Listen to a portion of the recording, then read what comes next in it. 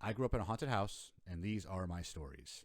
So, the house my sister bought that we've been talking about was very odd to say the least. Again, I want to say whatever was in that house, we didn't bring. We just kind of awoke it somehow. Probably because we were doing renovations, and that tends to make stuff pop off in a haunted home. One morning, after my mom dropped us off, she was in her car warming it up.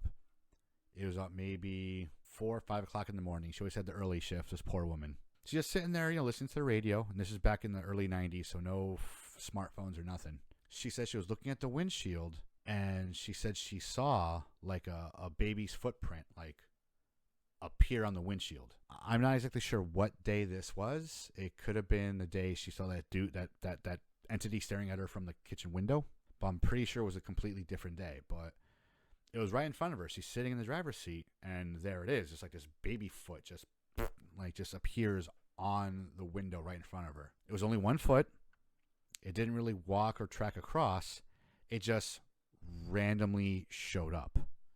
And she stared at it for a moment, wiped it off the window, and then said a prayer and just left. Now, I know what you're thinking. Maybe, I had a niece. Maybe at some point, somehow, this is what we thought, she put her foot on the window. The problem with that explanation is, why didn't it appear up until that very moment? I never saw it on the window after that.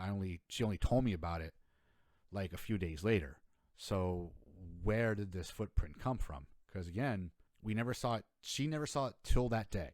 And if it was a footprint left by my niece, then we would have seen it much earlier on that windowsill. I mean, on the windshield. And my niece, she was born in June, and my mom saw this on her windshield, I think in July or August. So it wasn't anything to do with the cold, really. It was still kind of warm out, so I don't know.